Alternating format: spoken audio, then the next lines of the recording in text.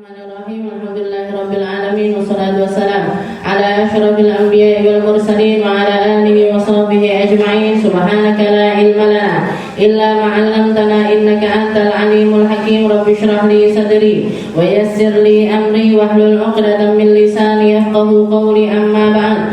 Alhamdulillah ala ni'matil Islam, alhamdulillah ala ni'matil iman, wa kafa biha min ni'mah. Allahumma barik lana fi Rajab wa Sya'ban wa ballighna Ramadan wa ballighna Ramadan wa ballighna Ramadan wa a'inna 'ala as-siyami wal qiyami wa qira'atil Qur'an wa qanni'na bil yasiri minal manam. Alhamdulillah, segala puji bagi Allah Subhanahu wa taala. Pagi hari ini kita kembali mendapatkan rezeki ilmu, dapat rezeki untuk bisa baca rotib bersama, untuk bisa kumpul-kumpul bersama. Semoga semuanya menjadi keberkahan untuk Rajab kita, tambah berkah juga Sya'bannya kita, sehingga kita disampaikan oleh Allah Ta'ala menuju bulan Ramadan ini dengan persembahan yang baik, dengan cara pandang yang baik, dengan petikan-petikan hal-hal yang baik yang akan menunggu kita untuk menjadi sebab-sebab Allah Ta'ala mencurahkan segala macam kebaikan-kebaikannya kepada kita. Dan di sini kita masih bahas tentang babuz zakat, masih tentang kitabuz zakat, bab yang membahas tentang zakat. Kemarin kita bahas tentang fadilah-fadilahnya zakat dan segala sesuatu yang menjadi perintah Allah Ta'ala, dalil-dalilnya, baik itu ayat-ayat Al-Quran maupun firmannya Nabi Muhammad SAW.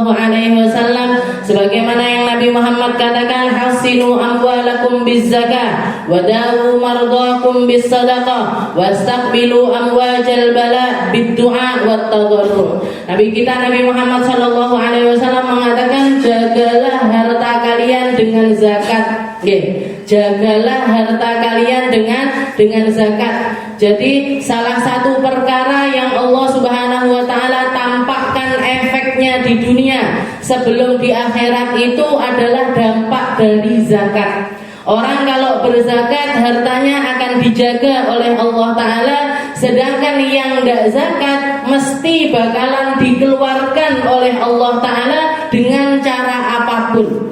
Istilahnya ngeten, jenengan zakat ataupun tidak zakat, hak untuk zakat itu akan selalu diambil oleh Allah Subhanahu wa taala. Kalau kita tidak mengeluarkannya dengan cara yang baik, maka Allah Ta'ala ngambilnya juga dengan cara yang enggak baik.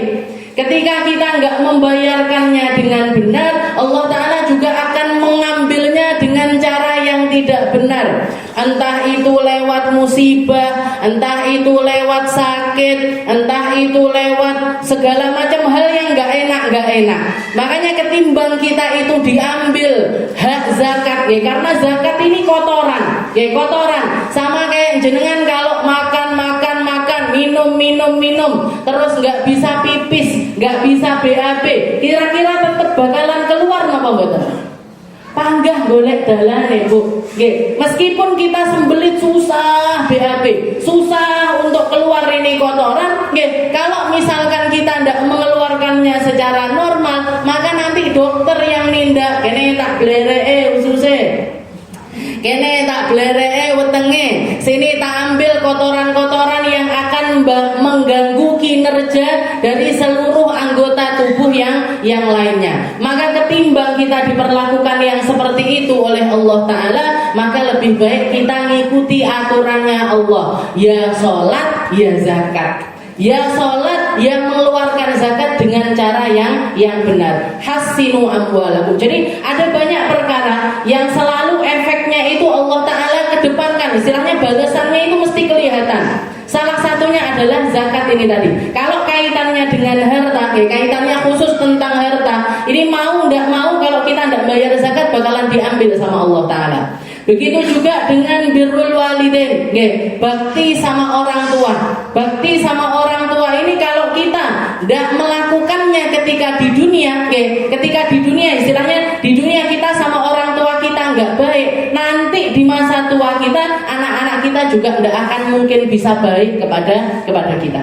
Guru saya pernah cerita, ada seorang bapak-bapak diseret sama anaknya dari lantai 5. Bapaknya sudah sepuh, bapaknya sudah tua sekali, umur 80-70 tahun, sama anaknya diseret lewat tangga 5 tangga. Jadi 5 anak tangga itu diseret, bapaknya dijambak, rambutnya diseret sampai ke bawah.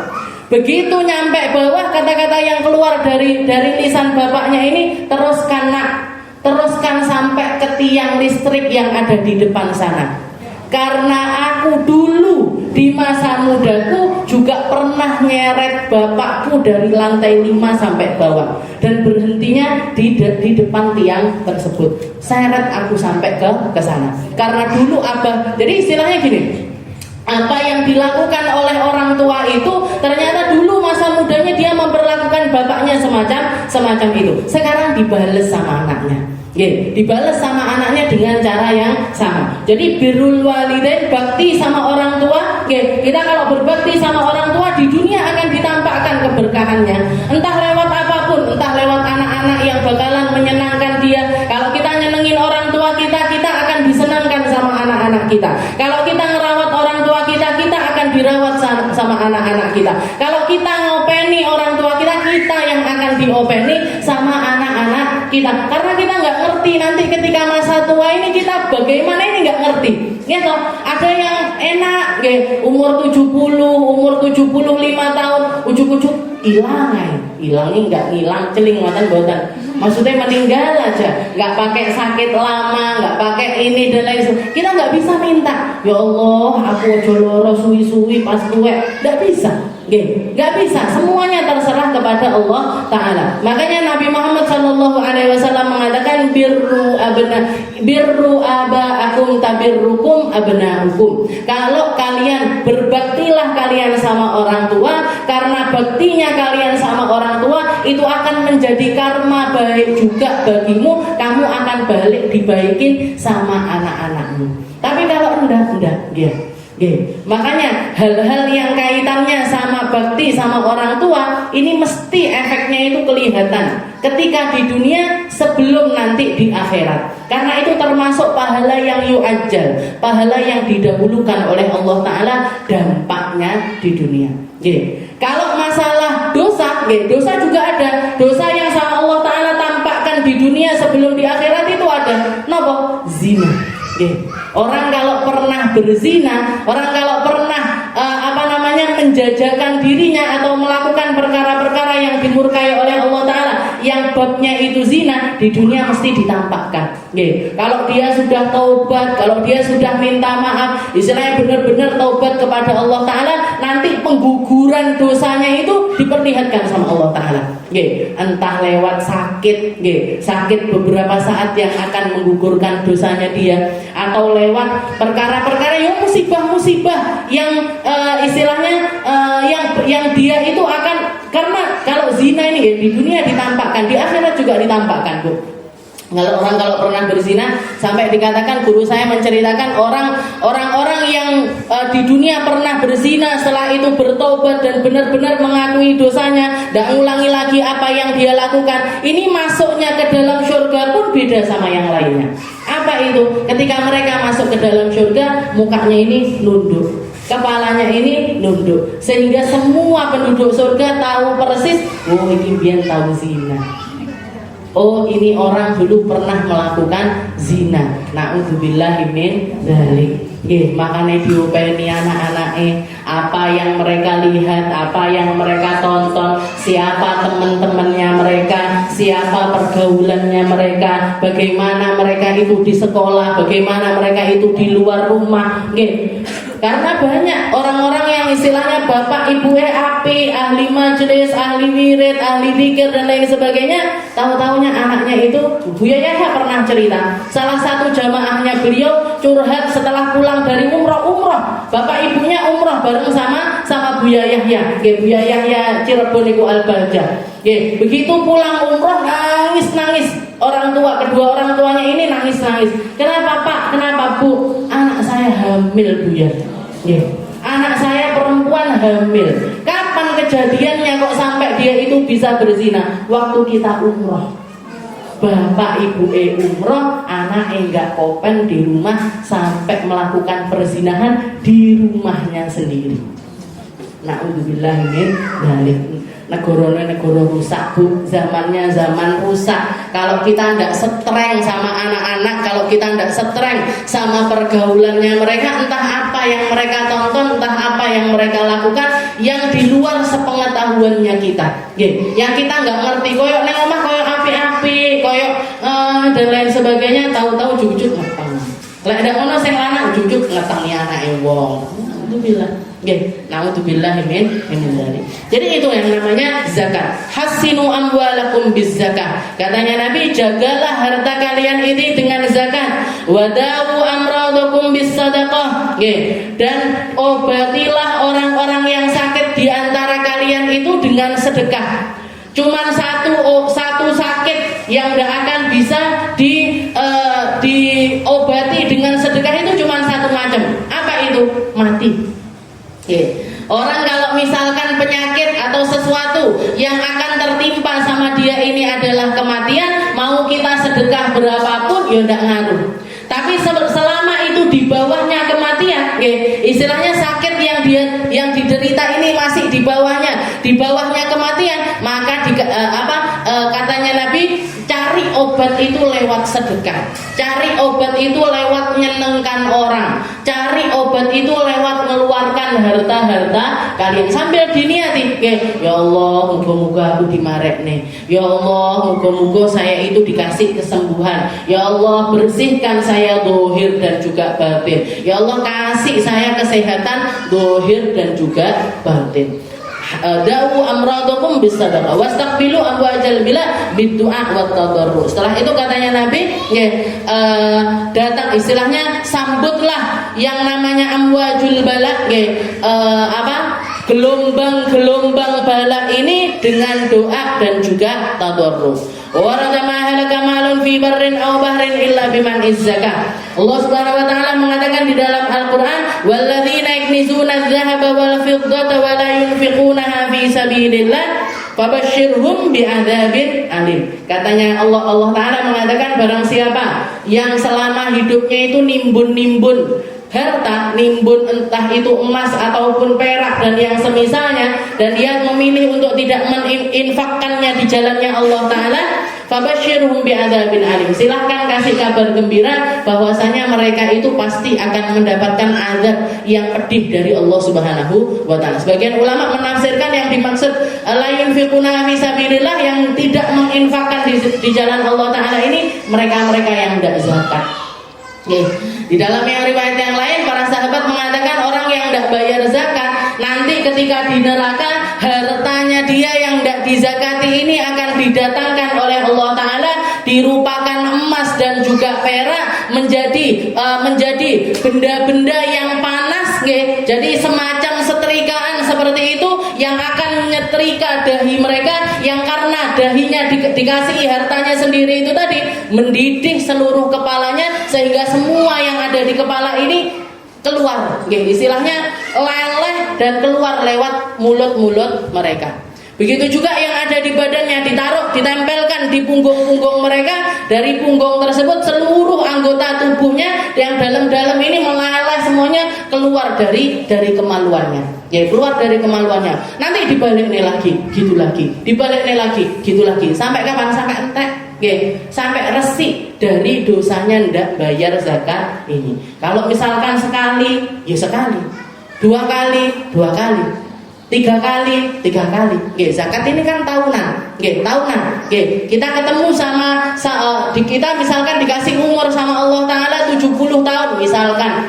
Dikasih umur 70 tahun. Kalau bayar zakatnya itu selama, jadi yang dia wajib bayar zakat misalkan 40 tahun, ternyata yang dia tidak bayar zakat selama 20 tahun, ya sudah, yang 20 tahun ini nanti dia akan disiksa oleh Allah Subhanahu wa Ta'ala di dalam neraka.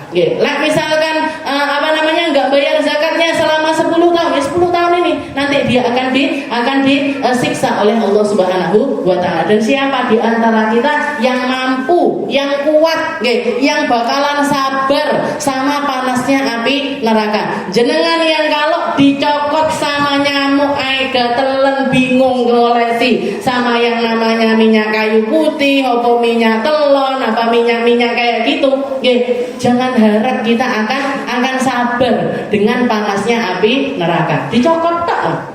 Dicokot sama nyamuk, nggih, kerasa panas, kerasa gatel, terus bingung bisa, nggih, bingung garuk-garuk, bingung golek obat. Nah, ini ada orang-orang yang mengatakan, "Leh, aku tak neng ngerokok ae." Naudzubillah, nggih, naudzubillah min dzalik. Kamu itu loh dicokot nyamuk bingung, dicokot semut bingung, dicokot sama belalang bingung, nggih, dicokot disosor bebek yo bingung ya.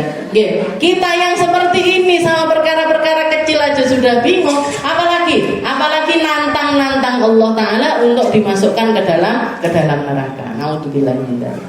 Wa sanatu fardiyatiha furidat fi sanati tsaminah min al-hijrah fi syahri Sya'ban. Bareng kewajibannya itu bareng sama kewajibannya puasa Ramadan. Makanya zakat itu biasanya identik sama Ramadan. Orang-orang kebanyakan ngepas nih zakatnya itu dengan masuknya bulan Ramadan, dengan harapan pahalanya akan berlipat ganda. Kalau zakat fitrah sudah pasti, zakat fitrah pasti dibayarkannya di bulan Ramadan. Zakat mal ini kan sebenarnya tidak ada kaitannya. Kalau zakat mal itu kan kaitannya bukan dengan Ramadan, tapi kaitannya dengan mulainya usahanya dia. Kalau misalkan dia buka usaha Muharram, pas bulan Muharram pas tahun baru, berarti Muharram tahun depannya dia wajib untuk evaluasi, ngitung. Oh, saya tahun ini berapa ya omset saya? Tahun ini keuangan saya gimana ya? Aman apa enggak? Mana harta saya yang sebenarnya dan mana yang masih utang? Yang mana yang masih utang? Orang sekarang kan buka usaha senengannya utang. Nyairkan dana dari bank 100 juta, 200 juta buka usaha. Buka usaha. Ini harus benar-benar ini tulisannya. Kalau memang seperti itu harus manajemen keuangannya itu benar-benar harus rapi. Kenapa? Biar dia tidak merasa bahwasanya harta yang dikira punyanya dia ternyata punyanya bank. Agar dia tidak merasa 200 juta padahal utang. Banyak uang saya 300 juta utang kabeh kok ya. Utang sak bunga-bunganya lagi. Masih dipotong bunga ini itu dan lain sebagainya. Jadi jangan pede dulu sama harta kita. Zakat ini fungsinya biar apa? Biar kita tahu awake dhewe iki wong sugih tenanan apa etok-etokan. Uang saya ini benar-benar milik saya apa sebenarnya punyanya orang lain atau punyanya investor, punyanya orang-orang yang nitipkan modal usahanya kepada kita. Oh coba dhisik Bu. Kalau di dompetnya jenengan sing jejer kartu kredit A, kredit B, kredit C, kredit kabeh. Jadi ini, jadi kalau misalkan untuk zakat mal itu sebenarnya datangnya itu per tahun. Per tahunnya itu dimulai dari awal usahanya kita. Kalau kita, saya pas maulid, waktu itu saya bukanya pas maulid, ya sudah maulid tahun depan harus dihitung. Kalau nyampe nisab berarti wajib bayar, kalau tidak nyampe nisab berarti tidak bayar zakat. Nisabnya 85 gram emas atau yang setara. Jadi tinggal melihat 85 kali 900.000 dikalikan. Kalau misalkan sampai itu di atas itu ternyata harta kita sak modalnya saja. Iya. Sak modalnya, modal keuntungan dan semua hal yang terkait dengan harta kita, istilahnya di rekening kita ada uang berapa, kita punya simpanan usaha lain selain usaha itu di mana aja, di total semuanya, kalau di atas 85 gram emas wajib bayar. Kalau masih di bawah itu maka tidak wajib bayar. Wes saurunge teko haulnya sebelum datang masuk waktunya saya ngitung untuk bayar zakat, tak bagi-bagi nih dhisik dhuwitku, atau tak titip nih, titip yo nak, dikasihkan ke anak-anaknya dulu. Nanti kalau sudah masuk waktunya dihitung, tiba-tiba kurang, enggak bayar zakat. Habis itu diminta lagi sama anak-anaknya. Gimana kayak gitu? Ini namanya hilah, Bu. Ini namanya hilah. Hilah itu nyari jalan biar enggak kena kewajiban zakat. Gimana? Kalau secara fikih, kalau secara fikih sah-sah saja, sah-sah saja. Tapi yang namanya hilah ini hukumnya haram. Main-main sama aturannya Allah Ta'ala ini hukumnya adalah haram.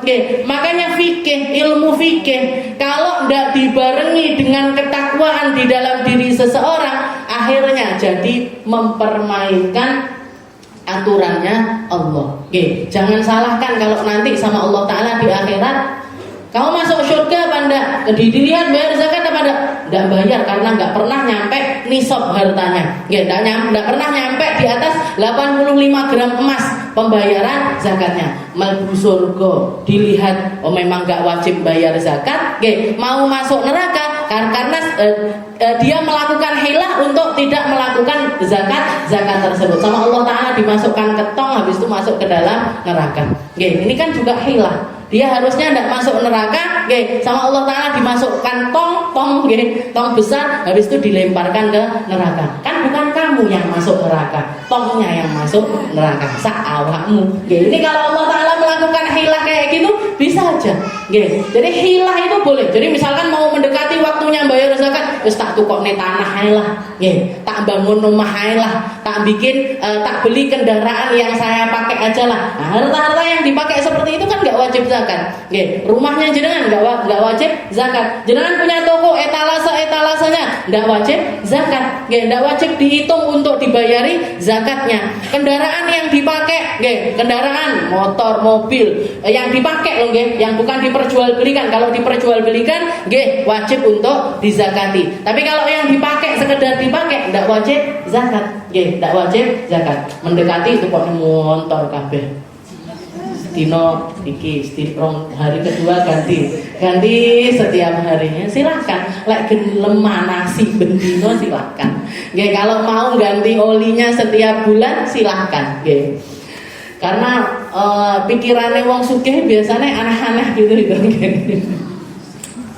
Kismani zakat, wong sugih nang kene mboten, nang kono, Kismani zakatu mal wa zakatu badan. Jadi zakat itu dua macam. Ada namanya zakat mal, ada namanya zakat badan. Zakat mal itu apa? Hiyal amwalus sittah allati tajibu fiha zakat. An-ni'am wan naqdan wa urudut tijarah wal mu'asyarat wal rizaq wal rikas wal ma'din. Dikatakan harta yang wajib dizakati menurut mazhabnya Imam Syafi'i itu seputaran hewan ternak, seputaran hewan ternak, wan naqdan emas perak, setelah itu barang dagangan, pertanian, terus rikas itu kalau misalkan kita dapat harta karun, zaman sekarang tapi kalau ndak usum untuk harta karun ya, kita gampangnya kalau kita dapat warisan, warisan di atas nisab berarti wajib untuk dizakati. Wal ma'din, dan juga semua hasil bumi, entah itu batu bara, minyak itu dan lain sebagainya, semuanya wajib untuk dizakati. Dan juga para ulama, ini menurut mazhabnya Imam Syafi'i. Tapi yang namanya fikih itu selalu berkembang. Ada yang namanya zakat profesi. Menurut ijtihadnya para ulama-ulama zaman sekarang. Dulu, misalkan kita ambil salah satu contohnya, yang wajib untuk dizakati itu na'am. Na'am itu hewan-hewan ternak. Hewan ternak yang wajib dizakati itu sebenarnya tidak semua hewan ternak. Tapi cuman ada di onta, sapi, kambing. Onta, sapi, kambing. Ini yang wajib untuk dizakati. Tapi para ulama sekarang melihat, dadi peternak ayam tibane yo iso sugih. Jadi peternak ikan ternyata juga bisa kaya. Jadi peternak burung dara ternyata juga bisa kaya.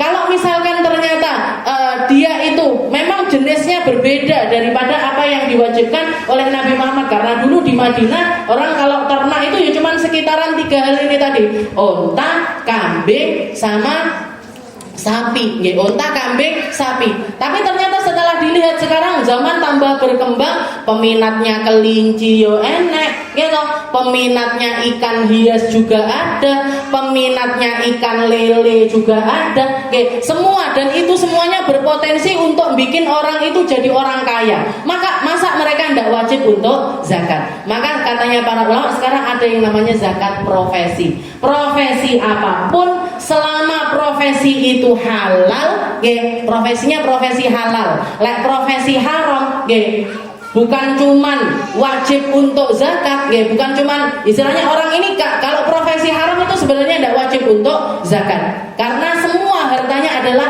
harta haram. Istilahnya bisa dikatakan semua harta yang dia miliki ini hakikatnya adalah kotoran. Orang kalau kerjaannya kerjaan haram, kan pedagang apa? Pedagang ganja saya misalkan, atau pedagang narkoba, suke main gedong, rumahnya ini pelanggannya banyak dan lain-lain. Apa wajib zakat dia? Apa wajib untuk melaksanakan zakat? Tidak wajib zakat, tapi wajib untuk mengeluarkan seluruh hartanya karena semua hartanya hakikatnya adalah kotoran. Bukan cuma 2,5% aja, tapi semuanya adalah kotoran. Jadi dari situ para ulama berijtihad ada yang namanya zakat profesi. Profesi apapun selama profesi itu halal. Selama profesinya itu halal maka wajib untuk mengeluarkan 2,5% dari hartanya tersebut. Jadi disamakan atau disetarakan dengan harganya emas. Disetarakan kayak zakatnya emas. Wa zakatul badan, dan yang kedua adalah zakat badan atau yang kita kenal dengan zakat fitrah. Zakatnya fitrah, zakatnya badan kita. Kalau zakat mal, zakatnya harta kita. Kalau zakat fitrah, zakatnya badan kita. Karena berhubung dari badan kita ini tidak ada yang bisa dikeluarkan, diketok tangannya kan nggak bisa. Yang diberikan adalah makanan yang biasa kita makan. Kalau di Indonesia beras, dikeluarkan beras. Kalau di Arab sana dulu makanan pokoknya kurma, dikeluarkannya kurma. Kalau daerah timur sana, daerah timurnya Indonesia makanan pokoknya jagung, yang dikeluarkan adalah jagung. Boleh enggak kita hilah atau kita ganti dengan harta, dengan uang? Kalau di mazhabnya Imam Syafi'i enggak sah. Kalau di mazhabnya Imam Syafi'i enggak sah. Tapi di sini kita bisa taklid sama mazhabnya Imam Hanafi yang membolehkan mengeluarkan selama seharga dengan apa yang kita makan. Selama seharga dengan apa yang kita makan. Itu namanya zakat badan. Wa syurut wujubiz zakat. Sekarang kita masuk ke syarat wajibnya zakat. Orang yang wajib berzakat itu, syarat orang yang berharta dan wajib untuk bayar zakat itu apa saja? Khamsah. Wahya ada 5 syarat. Yang pertama adalah Islam pastinya. Orang itu adalah orang Islam. Fala tajibu 'alal kafiril asli, maka tidak wajib bagi orang kafir. Wa ammal murtad fayuqaf maluhu 'inda riddatihi ila yarji ilal Islam. Tapi kalau orang murtad di zamannya Nabi dulu, kalau orang murtad begitu dia murtad, seluruh hartanya itu diambil alih sama Baitul Mal. Dia tidak bisa melakukan apapun sama hartanya. Sampai kapan? Sampai balik Islam lagi. Sampai balik Islam lagi. Fa in mata murtaddan fa yasiru maluhu fai'an wa yatabayyan zawalu mulkihi min hini riddatihi. Kalau misalkan dia murtad, mati dalam keadaan murtad, maka seluruh hartanya disita sama negara, dia tidak punya apa-apa. Wa in ada lil Islam fa yutalab bi ikhraji zakati ma madha fi ayyami riddatihi. Tapi kalau misalkan dia balik Islam lagi, maka dari hartanya itu tadi, dia murtadnya berapa tahun? 3 tahun misalkan. Ya sudah, begitu dia balik Islam, zakat selama 3 tahun ini tadi diqadha. Dibayarkan zakatnya. Kita pun juga gitu. Oh, saya dulu belum belajar Ustazah, bayarnya zakat baru-baru jenengan kira-kira, oh saya tahun ini 3 tahun misalkan saya tidak bayar zakat, dibayarkan sekarang. Zakatnya mek fitrah tok biasanya Ramadan, misalkan gitu. Atau misalkan saya bertahun-tahun tidak bayar zakat fitrah aja, tidak bayar. Bayar zakat fitrah aja, tidak, ya sudah dikodok. Ketemu Ramadan ini nanti dibayarkan. Saya 6 tahun pernah bolong zakatnya, dibayarkan. Saya pernah 3 tahun bolong zakatnya, dibayarkan. Seperti itu. Jadi dikodoi zakatnya. Setelah itu yang kedua al-hurriyah, fala tajibu 'alal raqiq wa ammal mubahat fatajibu zakatu ma malaku dihil hur. Jadi hurriyah itu merdeka. Orang sekarang semuanya orang merdeka. Dulu di zamannya Nabi ada yang namanya budak. Dan budak ini apa yang yang dia miliki serta usaha yang dia miliki semuanya punyanya tuannya. Nah, maka wajib dizakati, yang wajib zakat tuannya, bukan dia, karena dia adalah seorang hamba sahaya. Yang ketiga, ta'ayyunul milik, fala tajibu zakah ala ma wuqifa ala jihati ammah kal fuqara au alil bait. Dan yang ketiga, syaratnya zakat adalah harta yang ada itu adalah milik perorangan, bukan harta umum. Bukan hartanya umum tapi hartanya perorangan. Kayak misalkan ada orang bangun yayasan, kayak di kampung dalam ini ada Yayasan Darussalam, ngumpulkan hartanya orang banyak, ngumpulkan hartanya orang banyak. Ada yang tiap bulan infak 50.000, ada yang tiap bulan infak 100.000, ada yang tiap bulan infak 20.000. Dikumpulkan, ternyata nyampe 100 juta. Selama setahun dikumpulkan itu nyampe lebih dari 100 juta. Apa wajib dibayarkan zakatnya? Boten. Kenapa? Karena bukan milik perorangan tapi punyanya yayasan. Jadi kalau harta umum itu tidak wajib untuk dizakati. Istilahnya harta umum itu harta yang milik bersama. Entah itu wakafnya itu untuk golongan tertentu ataupun tidak. Misalkan ada yayasan, saya buka yayasan anak yatim piatu, misalkan gitu. Berarti kan yang boleh ngambil dari harta itu cuman anak yatim sama piatu aja. Orang lain enggak boleh. Ngumpul di yayasan itu harta lebih dari nisab, lebih dari 100 juta. Wajib dizakati apa enggak? Boten. Walaupun untuk golongan tertentu tapi bukan milik perorangan. Nah, itu yang dimaksud ta'ayyunul milik. Jadi kepemilikannya ini perorangan, bukan punyanya umum. Wa amal mauquf ala muayyan, tapi kalau misalkan ada orang wakaf untuk satu orang, untuk perorangan, fatajibu zakah fi riha idza balagha nisab, maka wajib untuk dizakati. Kayak misalkan ada satu keluarga, punya sahabat, baik sekali, saking baiknya sampai si sahabatnya ini mengatakan saya berjanji, saya wakafkan harta saya ini untuk dia, untuk kebutuhan hidupnya orang ini. Misalkan namanya Aminah, anak uang wakaf di Aminah, misalkan gitu. Jadi berapa wakafnya? Setiap bulan tak kasih jatah 10 juta.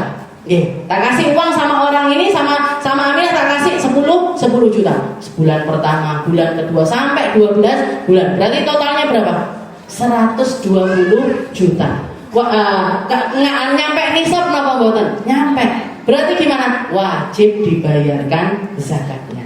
Wajib untuk dibayarkan zakatnya. Kalau kepemilikan meskipun dari orang lain, kalau wakafnya ini untuk perorangan, tetap wajib untuk dibayarkan zakatnya. Tetap wajib untuk dibayarkan zakatnya. Kayak para ulama-ulama nih, guru-guru kita itu kan banyak. Jadi ada yang wakaf. Habib saya dengar, Habib Umar itu yang ngantri untuk menghajikan itu setiap tahun itu giliran. Yang wakaf untuk setiap bulannya itu dikasihkan kepada beliau per orang, karena saya tidak pernah dengar Habib Umar itu punya pekerjaan, itu nggak pernah. Nggak pernah punya pekerjaan. Kalau guru-guru saya yang di sini punya, Ustaz Cegah punya tambak, Habib Zain punya tambak, ikan-ikan seperti itu. Kalau Habib Umar itu nggak pernah.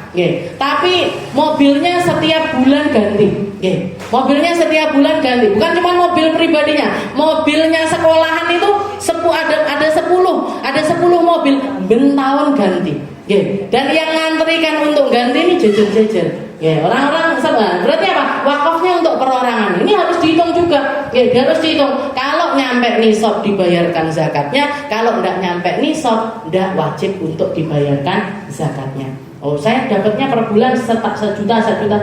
Jadi ustad-ustad itu ya kudu enak manajemen. Amplop pertama sama ini, amplop kedua sama ini, amplop ketiga ditulis. Ditulis kalau nyampe nisab dibayarkan. Kalau tidak nyampe tidak wajib. Ta'ayyunul milik. Setelah itu yang keempat, tamamul milik. Kepemilikannya itu sempurna. Ai ayakunal milku taman fala zakata fi malil mukatab li dha'fi mulkihi. Jadi dilihat ya kayak tadi itu perumpamaannya. Jenengan punya usaha, buka usaha apa? Roti misalkan. Ternyata modalnya adalah 100 juta. 100 jutanya ini yang 50 jutanya utang. Yang 50 jutanya ini tadi utang. Berarti gimana? Sempurna apa enggak kepemilikannya? Boten. Tidak sempurna kepemilikannya, maka ketika hasil dari situ itu masih di bawah nisab, dikurangi sama yang bukan miliknya atau utangnya ini tadi tidak sampai nisab, maka tidak wajib zakat. Tapi kalau di total dari semua yang dia miliki, dari harta dagangan itu tadi, di total dikurangi sama utangnya masih di atasnya nisab, berarti wajib untuk zakat. Kalau di bawah nisab baru tidak wajib zakat. Makanya harta itu kita harus tahu persis mana yang punya kita beneran dan mana yang masih sebagiannya itu punyanya orang. Harus tahu benar. Tamamul milik. Setelah itu yang kelima tayakkunul wujud. Wujudnya yakin adanya. Wujudnya itu yakin adanya. Fala zakata fi mali irtin mauqufun li janin li adami tayakkuni wujudihi wala ala baqiyatil waratha li dha'fi mulkim. Ini fikih Jadi penjelasannya itu detail sekali. Dikatakan di sini tidak wajib, yang dimaksud tidak wajib, tidak yakin adanya itu gimana? Tidak yakin adanya itu gimana? Bapak saya pernah wasiat, misalkan bapak saya pernah nuliskan, dia dulu pernah nyimpen batangan-batangan emas di bawah tanah. Pernah nyimpen batangan emas di bawah tanah. Digoleki, didudui saomah, ndak ketemu. Ndak ketemu. Walaupun bapaknya nuliskan nominalnya. Aku mendem 2 kilo misalkan. Aku mendem emas 2 kilo. Gimana ini wajib saya masukkan list zakat saya apa enggak? Kalau belum ketemu, enggak wajib. Kalau belum ketemu, enggak wajib. Kalau sudah ketemu, baru wajib untuk dizakati. Tapi bapak ini ngomong katanya dipendem di bawah rumah. Iya, dicari, tapi kan enggak yakin wujudnya ada beneran apa enggak. Jangan-jangan emas-emasan gitu. Jangan-jangan emas tenanan masuk dipendem nenggone di bawah tanah, enggak ada orang yang tahu gitu. Tapi mungkin ada orang-orang dulu kan aneh-aneh gitu. Kelakuannya kan aneh-aneh. Para zakat fi mali irtin mauquf li janin li adami tayakkuni wujudi wala ala baqiyatil waratha li dhu'fi mungkin. Jadi orangnya yang punya ini jelas dan harta yang dimiliki ini juga jelas.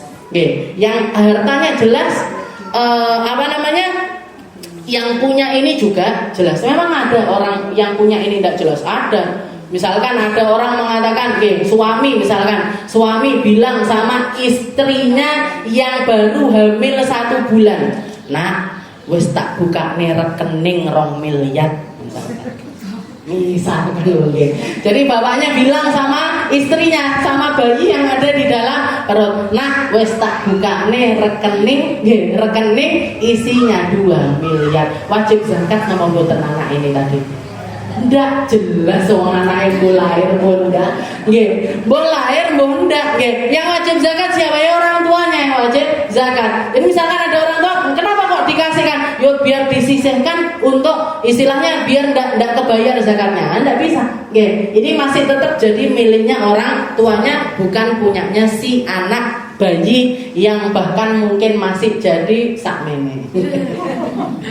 Jadi tayakkunul wujud. Jadi hartanya wajib yakin adanya dan orang yang memilikinya juga yakin adanya. Nah, ini adalah syarat yang kelima. Jadi ini 5 syaratnya. Islam, hurriyah, tayyunul milik, tamamul milik, tayakkunul wujud. Falaisa min syuruti wujubiz zakah al-bulugh wal aqal. Makanya dikatakan di sini tidak ada syaratnya zakat itu baligh, berakal, itu tidak ada. Baligh, berakal itu tidak ada. Tidak masuk syaratnya zakat. Kenapa? Karena anak yang belum baligh sekalipun kalau dia punya harta lebih dari nisab wajib zakat.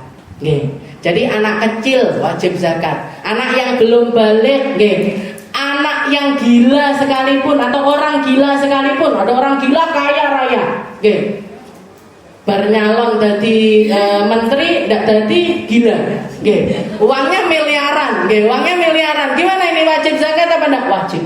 Nggih. Meskipun dia ndak berakal, meskipun dia orang gila, meskipun dia anak kecil, wajib tetap dikeluarkan zakatnya. Siapa yang wajib keluarkan? Wali-walinya mereka. Nggih, wali-walinya mereka. Jadi kalau anak-anak ya orang tuanya, nggih.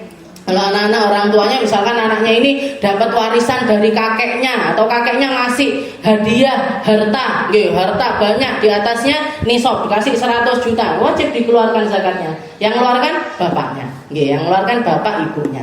Nah, begitu juga orang gila juga gitu. Lah orang gila sapa waline? Ya mbuh.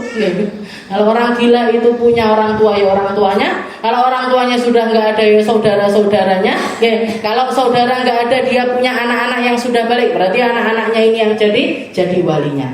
Fatajibu fi mali sabi wal majrun wal mukhatab bidzalika waliyuhuma. Jadi yang diwajibkan untuk bayarkan zakatnya adalah orang tua mereka ataupun juga wali-walinya mereka. Begitu juga orang-orang yang mahjur alaih. Apa itu mahjur alaih? Mahjur alaih itu mereka-mereka yang tidak mampu untuk mentasarufkan hartanya. Mahjur alaih itu ngeten. Kayak misalkan ada orang dewasa, orang umur 70, umur 20-an tahun misalkan. Nggih. Tapi kalau misalkan dia setiap kali megang uang, uangnya ini dihambur-hamburkan. Nggih, dihambur-hamburkan, dijejer-jejer neng gone pinggir dalan misalkan. Atau dilempar-lempar ke laut, dilempar-lempar ke sungai saking sugihe ngoten misalkan. Nggih. Jadi uangnya dia dilempar-lempar seperti itu. Maka orang ini meskipun dia tidak gila, meskipun dia bukan anak kecil, hukumnya namanya mahjur alaih. Mahjur alaih ini dia tidak berhak untuk bertransaksi apapun kecuali dengan izin dari walinya. Kecuali dengan izin dari walinya. Kayak misalkan kalau orang sekarang ngomongnya nih Bu,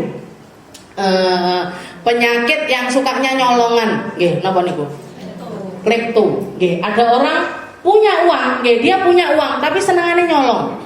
Sukanya itu masuk supermarket, ngambil didelik nih.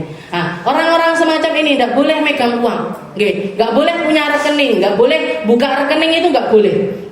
Gimana? Setiap kali dia transaksi gimana? Harus didampingi sama walinya. Harus didampingi sama walinya. Kudu enek sing nyanding terus. Dia pergi ke mall harus ada yang nyanding. Dia pergi ke jajan-jajan di pinggir jalan harus ada yang nyanding. Untuk apa? Untuk bayarkan. Dan dia meskipun misalkan orang kaya, meskipun punya harta banyak, tidak punya hak untuk tasarruf sama sekali. Ujuk-ujuk misalkan aku melek itu omah iki. Tidak boleh. Saya pengen beli tanah ini, tidak boleh. Saya pengen beli motor, tidak boleh. Saya pengen beli mobil, tidak boleh. Harus atas izin walinya. Harus atas izin walinya. Itu namanya mahjur alaih. Dan kalau misalkan mereka orang kaya, kalau hartanya di atas nisab juga wajib untuk bayar zakat. Wajib untuk bayar zakat. Jadi 6 macam itu tadi. Harta ini tadi 5 ini tadi adalah syaratnya orangnya yang bayar zakat, yang membayar zakat. Dan untuk macam-macamnya zakat ini macam-macam sebenarnya, aturannya. Kalau misalkan punya kambing sekian yang dikeluarkan ini, kalau punya unta sekian yang dikeluarkan ini, kalau misalkan punya kambing sekian itu berapa? Semuanya mirip-mirip sebenarnya. Kewajibannya itu mirip-mirip, cuman yang agak berbeda mungkin di zakatnya pertanian. Pertanian itu sekitar 10%, 10%. Jadi di atasnya zakat yang lainnya. Tapi istilahnya gampangnya kalau kita, karena kan ruwet, jadi nanti ada hitungannya ini itu dan lain sebagainya. Biar saya tidak jadi bebannya jenengan. Diwarai kami zakat kok tambah mumet misalkan gitu. Yang penting jenengan titeni kalau harta yang kita miliki selama 1 tahun itu di atas 85 gram emas berarti wajib zakat. Kalau ndak sampai segitu ndak wajib zakat. Ngoten mawon gampangnya. Tidak wajib zakat, cukup zakat fitrah saja. Nah, begitu. Ngoten mawon. Gampang. Nggih toh? Gampang toh lek ngoten. Insya Allah nanti minggu depan kita bahas tentang zakat fitrah dan juga orang-orang yang bisa kita kasih atau kepada siapa zakat ini kita berikan, kita cara baginya seperti apa, bagaimana. Insya Allah kita lanjutkan di pertemuan yang selanjutnya. Wallahu a'lam bishawab.